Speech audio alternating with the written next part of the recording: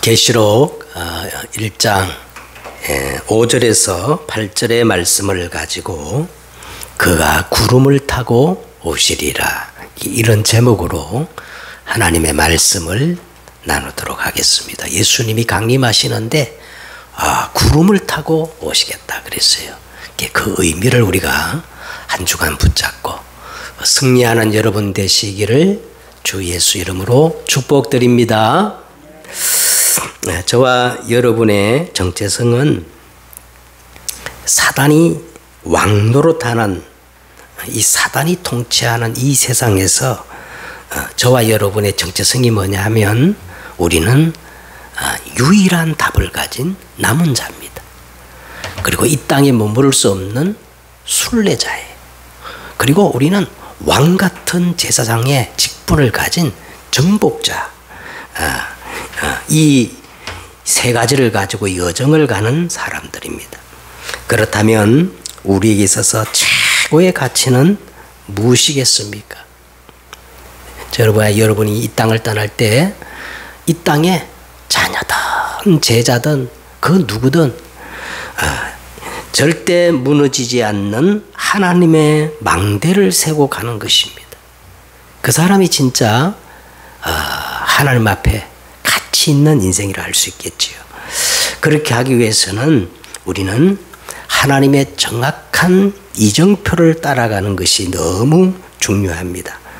자, 그래서요, 우리가 이 사단이 왕노릇하는 이 흑암 가득한 세상에서 남은 자, 순례자, 정복자의 길을 가기 위해서 사단이 이 세상에 구축해 놓은 사단의 망대들을 우리가 먼저 정확히 알아야 하는 것입니다.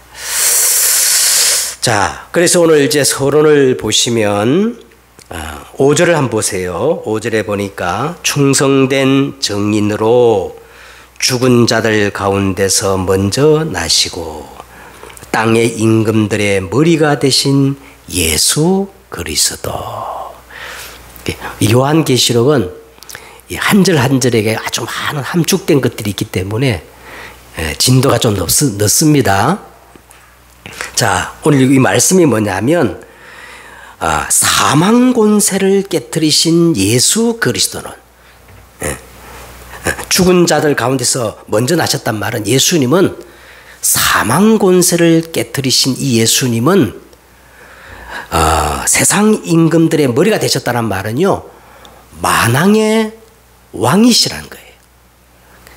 사망 권세를 깨뜨리고 부활하신 예수님은 어떤 분이라고요? 이 세상 임금 사단의 권세를 깨뜨리신 만왕의 왕이시다 그랬어요. 그래서 저와 여러분이 먼저 이 사단의 망대를 우리가 정확히 알아야 합니다. 자, 창세기 3장 1절에 보니까 우리 인생 모든 문제의 원인 제공자가 나오는데 뱀이잖아요. 그죠? 그런데 이 요한계시록은 이 뱀의 정체를 그 어떤 성경보다도 정확하게 이 사단의 정체를 폭로하고 밝히고 있는 겁니다. 그래서 계시록 12장 9절에 보니까 이 사단의 정체를 이렇게 말했어요. 큰 불군요, 옛뱀, 마귀라고도 하고 사단이라고도 하며 온 천하를 깨는 자. 그 사자들이 누구예요? 악령, 귀신들. 이 존재가 24시간 밤낮 죽지도 않고 졸지도 않고 우리를 참수한다 그랬어요. 그래서 요한계시록 또 20장 2절에도 보니까 옛뱀 하면서 또 이 존재가 또 나오는 겁니다. 요한복음 8장 44절에 보니까 예수님이 직접 불신자를 향해 이렇게 말했습니다. 누가 말씀하셨다고요? 예수님이 너희는 너희 아비 마귀에게서 났으니 너희 아비 욕심대로 너희도 행하고자 하느니라. 야, 이게 평범한 사람들이 사람이 한 얘기가 아니고 누가 그렇게 말씀하셨다고요? 예수님이 불신자를 가리켜서 그렇게 그러니까 불신자들은요, 태어나면서부터 사단의 운명에 꽉 장악된 그런 영적 상태로 태어난다는 겁니다. 마태복음 12장 28절에서 30절에 보니까 이 사단이, 이것도 예수님이 직접 말씀하셨어요. 사단이 우리 마음속에 들어와 가지고 뭐를 지었냐? 집을 짓고 있다는 거예요. 누가 말씀하셨다는 거예요?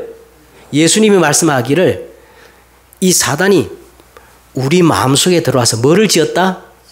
집을 지었다. 그래서 강한 자를 먼저 결박하지 않고야 어찌 강한 자의 빼앗긴 그 집안에 있는 세간을 찾아올 수 있겠느냐. 예수님이 이렇게 말씀을 하신 거예요. 그러면서 더 나가서 이렇게 말합니다.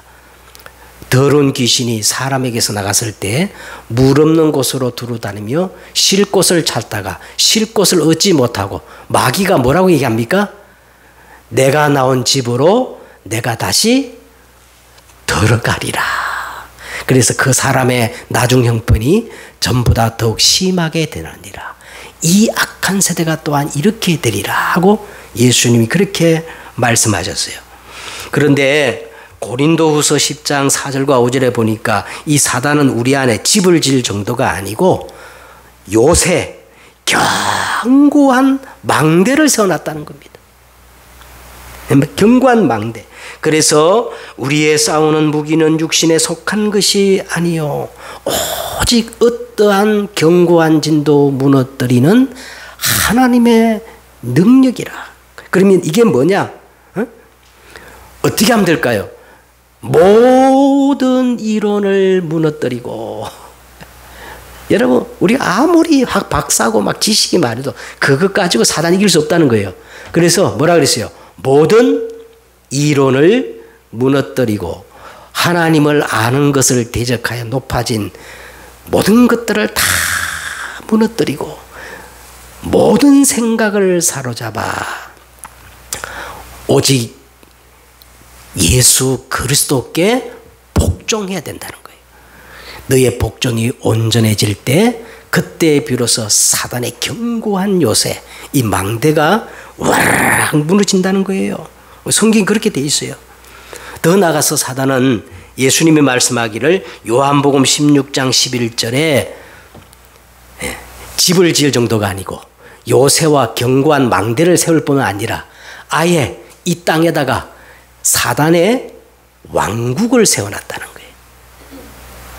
그래서 예수님이 이 사단을 보고 뭐라 그랬냐면 세상 임금 마귀 이렇게 했어요. 응? 사단이 이 땅에 뭘 세웠다고요? 왕국을 세워놓고 있습니다. 그래서 심판에 대하라 하면 이 세상 임금이 심판을 받으리라 그랬어요. 그래서 사실 이 요한계시록은요, 영적으로 보면은 이 사단의 왕국을 예수님이 오셔가지고 완전히 무너뜨리는 내용이에요. 이 요한계시록이 여러분 창세기 3장 에덴 사건 이후 인간은 절대로 이 사단을 이길 수가 없어요. 누구도 사단을 이길 수가 없어요. 인간은 재앙과 이 저주를 피할 길이 없어요.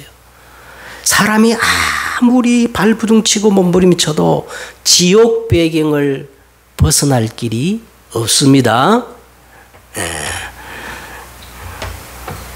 우리가 아까 찬양 드렸지요? 오직 누구밖에 없어요? 예수 그리스도의 피밖에 없어요. 다른 이로서는 구원을 얻을 수 없나니 천하 인간에게 구원을 얻을 만한 다른 이름을 우리에게 주신 적이 없느니라. 그렇다면 오늘 저와 여러분이 우리 마음 속에 집을 짓고 견고한 망대와 요새를 짓고 사단이 왕국을 건설해 놓고 있는데 이걸 완전히 무너뜨리려면 어떻게 해야 되느냐? 자, 그게 오늘 본론적인 내용인 겁니다. 자, 어떻게 해야 할까요? 하나님께서 이 정하신 이정표를 따라가면 됩니다. 이정표. 자, 그 첫째 이정표가 뭐냐면, 자, 5절 중반에 한번 보십시다. 5절 중반에 우리를 사랑하사, 우리를 어떻게 하사?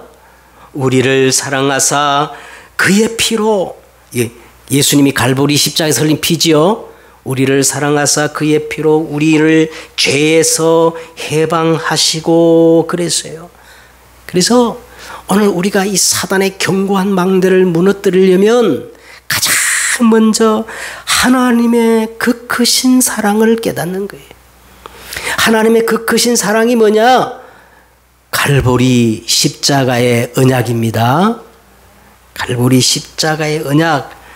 하나님의 모든 사랑의 근거와 기초는 예수 그리스도의 그 갈보리 십자가의 구속의 피입니다.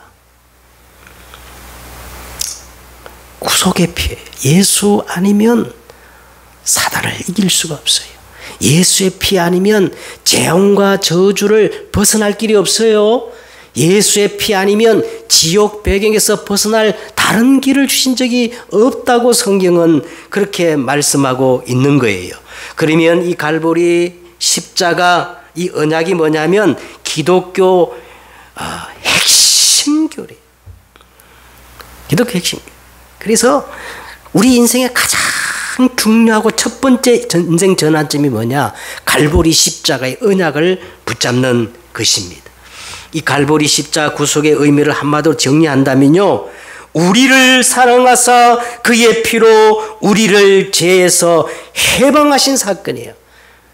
저는 이거 보니까 너무 은혜가 되더라. 그래서 한번 우리 성도님들이 좀 외웠으면 좋겠다. 우리를 사랑하사 그의 피로 우리를 죄에서 해방하시고, 응? 그리고 이 갈보리 십자가의 사건은요, 모든 신학과 우리 신앙의 절정의 가치예요. 하나님이 세상을 이처럼 사랑하사 독생자를 주셨으니 이는 저를 믿는 자마다 멸망치 않고 영생을 얻게 하시려고 예수 그리스도를 십자가에 못 박으신 것이거든요. 그렇죠? 우리가 아직 죄인 되었을 때 그리스도께서 우리를 위하여 십자가에 죽으심으로 하나님께서 우리에 대한 그 크신 사랑을 확정하셨습니다. 그리고 이 갈보리 십자가의 사건은요, 우리의 죄값을 완불하신 사건이에요. 우리의 죄값을 어떻게 하신 사건이라고요? 완불하신 사건이에요. 어떤 사람들은 자꾸 사단 배상설이라는 이 프레임을 씹어가지고 사단에게 완불했다고 하라고 막 우기고, 그게 아닙니다. 이 완불했다는 말은 사단에게 완불했다는 말이 아니고 하나님의 공의 앞에 우리의 죄값을 예수님이 갈보리 십자가에서 완불하신 거예요. 그래서 예수님이 십자가에서 마지막 뭐라고 했냐면, 내가 다 이루었다. 데텔레스타이.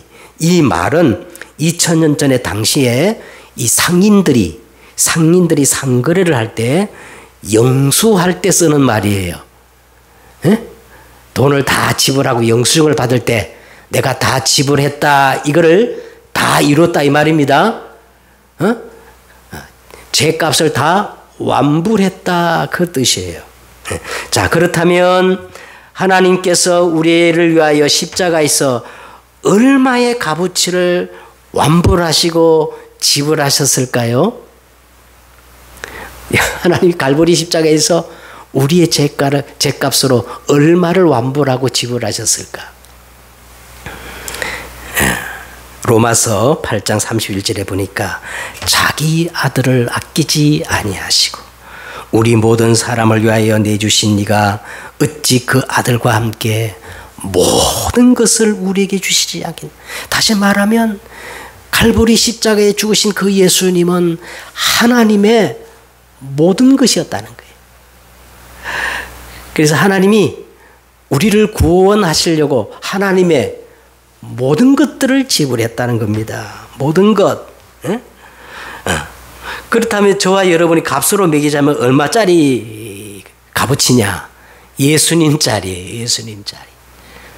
예수님을 십자가에 죽이기까지 나를 구원하시는 그만한 가치가 있다는 것입니다.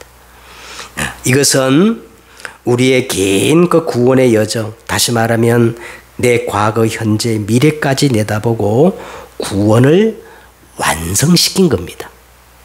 그래서요, 히브리서 9장 여러분 11절에 보시면 그리스도께서는 장래 초일의 대제사장으로서 손으로 짓지 아니한 곧 이 창조에 속하지 아니한 더 크고 온전한 장막으로 말미암아 송아지나 염소의 피로 하지 아니하고 오직 자기의 피로 영원한 속죄를 이루사 단번에 성소에 들어가셨느니라. 예수님이 갈보리 십자가에서 우리의 구원을 영원히 단번에 완전히 완성하셨다는 거예요. 믿습니까? 자, 그런데 우리는 잘 몰라요. 근데 언제 확인이 되느냐? 여러분 7절에 보세요. 오늘 7절에 보니까 각 사람의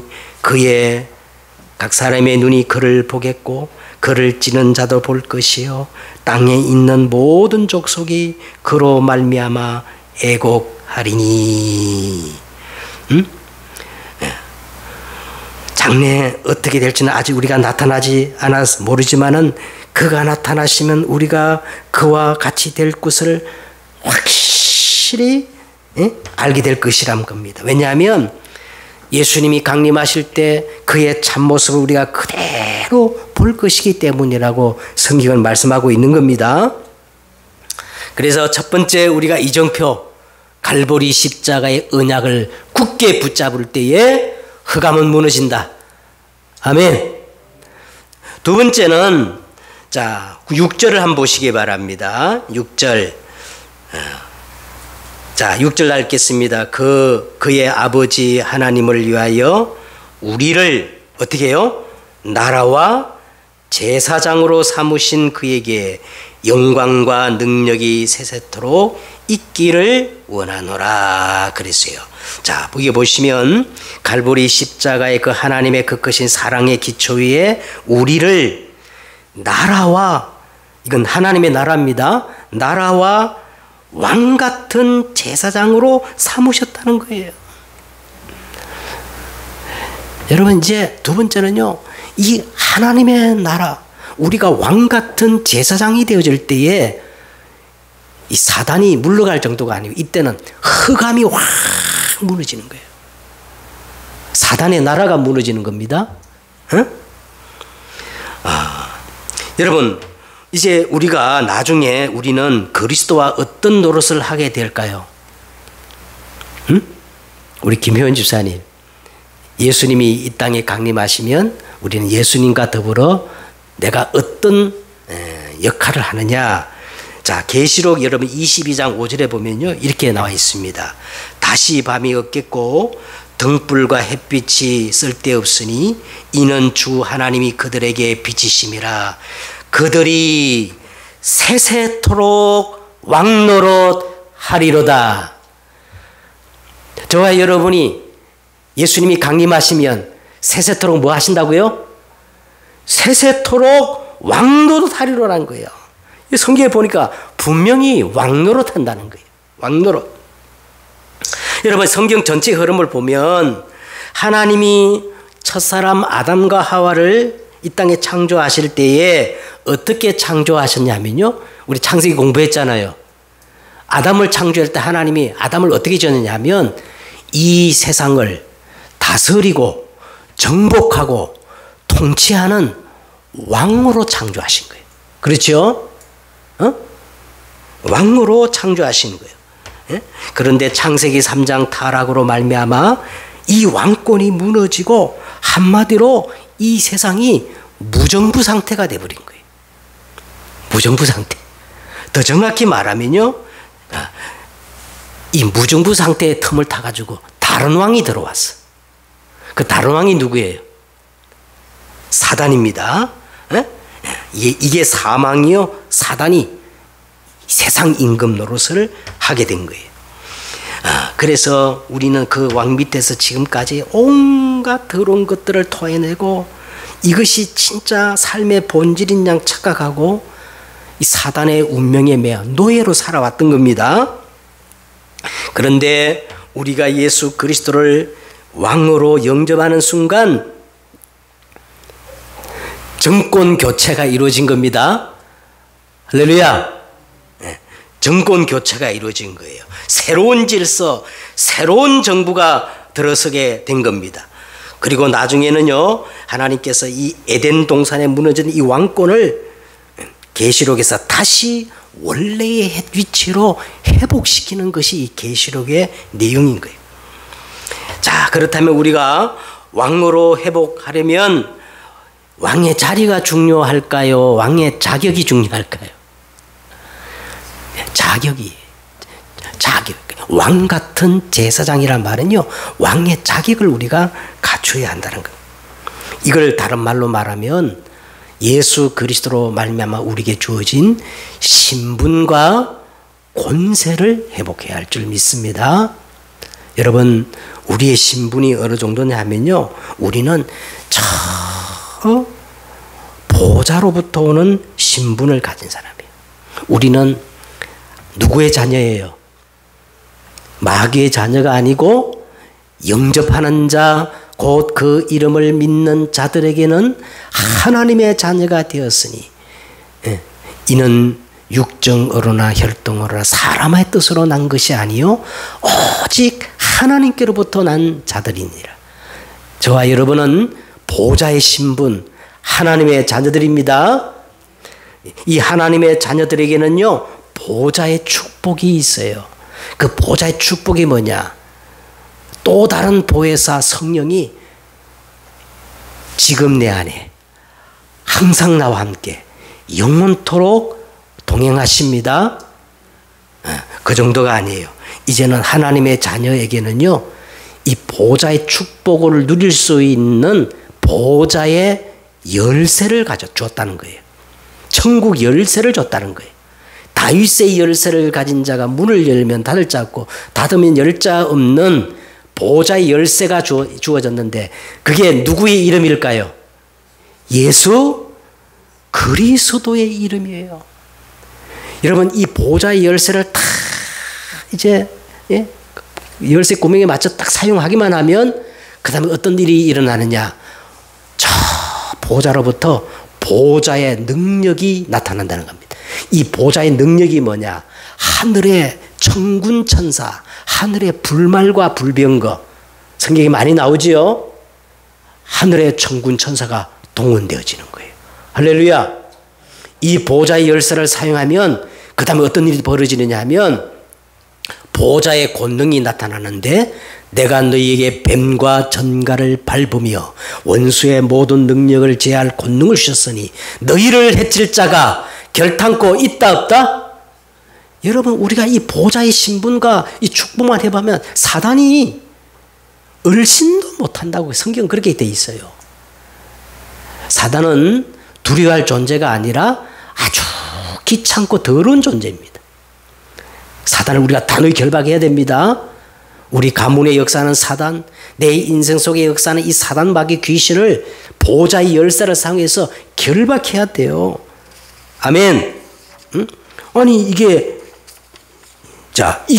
그리고 이제 우리는요, 이 땅에 속한 자가 아니고 저 하늘 시민권, 하늘나라의 배경을 가진, 보좌의 배경을 가진 자들입니다. 그리고 이제 우리는 보좌의 응답을 가진 자예요. 왕 같은 제사장들이 되어져서 그의 기이한 빛을 온 만방에 전파할 수 있는 왕 같은 제사장의 신분을 가진 자인 줄 믿으시기 바랍니다. 자, 이 보좌의 축복을 다른 말로 뭐라 그랬냐면 하나님의 나라가 내 안에 임했다. 나라와 왕 같은 제사장의 신분을 회복했다. 그렇게 말씀하는 겁니다. 그래서 두 번째 하나님의 이정표가 뭐냐? 나라가 우리 가운데 임해야 됩니다.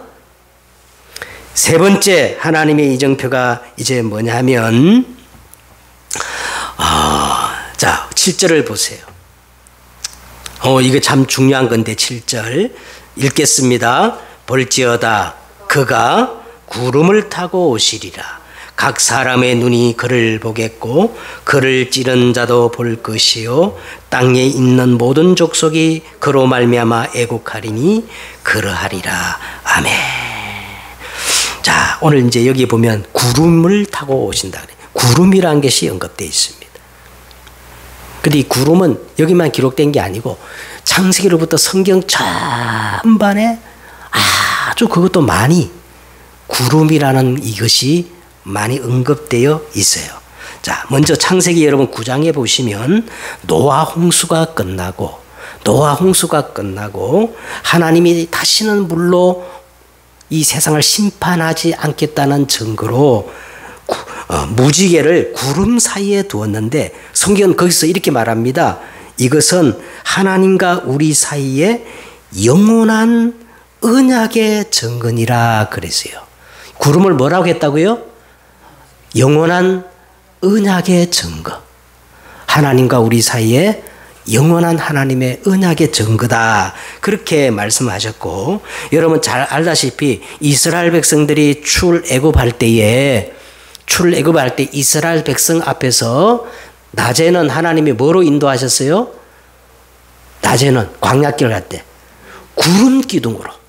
그래서 이 출애굽기에 보면 항상 이 구름은 하나님의 임재, 하나님의 보호, 하나님의 인도를 상징하는 거예요. 구름은 뭐를 상징한다고요? 하나님이 임재, 하나님의 보호, 하나님의 인도를 상징하는 것이 구름의 역할이었습니다. 그리고 에스겔서 30장 3절에 보니까 이 또 구름은요, 하나님의 이 심판과 영광의 날로 묘사되기도 합니다. 신약에도 예수님께서 마태복음 24장 30절에 보니까 예수님께서 이렇게 말했어요. 그때 인자의 징조가 하늘에서 보이겠고 그때 땅의 모든 족속들이 통곡하며 그들이 인자가 구름을 타고 능력과 큰 영광으로 오는 것을 보리라 할 때 이제 영광스러운 재림을 상징할 때의 구름이라는 것들을 예수님이 말씀을 하셨습니다.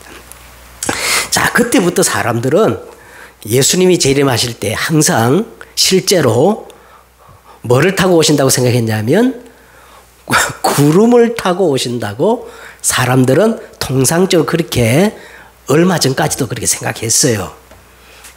그래서 이 종말론자들이 항상 예수님을 구름을 타고 오신다고 그렇게 보면서 맨날 이렇게 하늘을 쳐다보고 구름을 이렇게 살피는데, 자, 그런데요, 오늘 또 보니까 아니 볼지어다 그가 구름을 타고 오신다 그랬어요. 자, 과학이 발전하지 못한 옛날에는요, 사람들이 이렇게 예수님이 구름을 타고 오신다고 믿었는데, 근데 지금 이 시대가 어떤 시대입니까? 과학이 얼마나 발전되고 지금 달나라도 가고 말이죠. 화성에도 가고 그런 시대인데, 아니 지금 예수님이 마치 손오공처럼 구름을 타고 오신다고 하면 몇 사람이 믿겠어요? 자, 예수님이 오늘 구름을 타고 오신다는 말은 진짜 이 구름을 타고 온다는 말이 아니고, 이 말은 사실상 번역상 문제가 있어요. 자, 원래 이 헬라어 원문에는 예수님이 구름을 타고 오신다는 뜻이 아니고 그가 구름과 함께 오시리라 이렇게 돼 있어요. 구름을 타고 오는 게 아니라 구름과 함께, 위드입니다. 위드.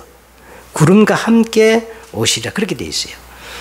그러면 구름과 함께 오신다는 의미가 뭡니까? 예수님이 오실 때 모든 언약이 성취되어지고 하나님의 임재와 보호, 인도와 영광이 이루어진다는 겁니다. 그럼 왜 구름을 타고 온다 그랬느냐? 이거는 요한계시록은 묵시 문학적, 문해적 표현을 담은 설명일 뿐입니다. 자, 그러면 이 하나님의 언약, 하나님의 임재, 보호, 인도, 이것들이 한꺼번에 완전히 성취된 사건이 있었는데 그 사건이 언제냐? 사도행전 2장 1절에 나오는 오순절 마가 다락방 사건이에요. 오순절 날이 이미 이름에 그들이 다 같이 한 곳에 모였더니, 이게 마가다락방 교회였어요. 혼련히 하늘로부터 급하고 강한 바람 같은 소리가 있어. 그들이 앉은 온 집에 가득하며, 마치 불이 혀처럼 갈라지는 것이 그들에게 보여 각 사람 위에 하나씩 임하여 있더니, 그들이 다 성령의 충만함을 받고 성령의 말하게 하심을 따라 각기 다른 언어로 말하기를 시작해요. 하나님의 수천 동안 약속했던 하나님의 언약이 성취되어지고 하나님의 임재가 나타나고, 그때부터 하나님의 보호하심, 인도하심, 하나님의 영광이 드러난 겁니다. 그래서 이때부터 하나님의 능력이 나타나고 문들이 열려지고 말씀이 막 성취되면서요, 이때부터 진짜 성경에 보니까 첫 번째 제자가 일어났다는 거예요. 신자가 아니라 이날의 제자의 수가 3,000이나 되어지고, 그러면서요 이들이 뭐냐, 예배가 회복되는 거예요. 그들이 사도의 가르침을 받아 서로 교제하며 떡을 떼며 오로지 기도에 힘쓰니라. 그러면서요 삐태 경제가 회복되어지면서 날마다 성전에서 집에서 하나님의 역사가 일어나는 거예요. 자, 이 사건, 다시 말하면 구름을 타고 오시는 예수 그리스도를 체험하는 마가다락방의 체험을 우리가 해야 이제는 하나님의 권능을 가지고 영적 싸움에 승리할 수가 있는 줄 믿습니다. 결론을 내리도록 하겠습니다. 이제 결론 부분은 8절을 가지고 우리가 결론을 내리십시다. 오늘 8절에 보니까 주 하나님이 이르시되 나는 알파와 오메가라. 이제도 있고 전에도 있었고 장차 올 자요. 그 다음 뭐라 그랬어요? 전능한 자라 하였더라. 자, 오늘 예수, 다시 오실 그 예수 그리스도를 가리켜서 뭐라고 그러냐 하면, 알파와 오메가, 이 말은 처음과 나중이라는 거예요. 처음과 나중, 이제도 계시고 전에도 계셨고 장차 올 자란 말은 영원하신 분이라는 거예요. 그리고 전능하신 분이란 말은요, 능력을 가지신 분이에요. 모든 능력의 원천이란 거죠. 자, 여러분, 우리 인생의 시작과 끝을 완성하실 수 있는 분은 영원하시고 전능하신 분이어야 가능하기 때문에 그렇습니다. 그렇다면 그가 처음과 나중 그리고 영원하신 이 전능하신 분으로 구름을 타고 오시리라는 이 말 속에는요, 모든 것들이 다 들어있어요. 이 속에 우리 인생의 전환점, 이정표가 다 들어있는 겁니다. 첫째는 뭐냐? 갈보리 십자가의 언약. 이 이정표를 우리가 반드시, 쉽게 말하면요, 복음으로 끝내야 돼요. 갈보리 십자가의 언약을 더 쉽게 설명하자면 이 말이에요. 오직 예수 그리스도로 말미암아 사는 사람. 내 힘으로 사는 사람이 아니에요. 내 방법, 내 수단, 내 경험으로 사는 사람이 아니라 오직 누구로 사는 사람? 예수 그리스도로 말미암아 사는 사람. 이게 갈보리 십자가의 언약을 통과한 사람입니다. 두 번째 이정표가 뭐라 그랬죠? 감람산 미션, 하나님의 나라, 왕같은 제사장, 이 언약을 붙잡아야 됩니다.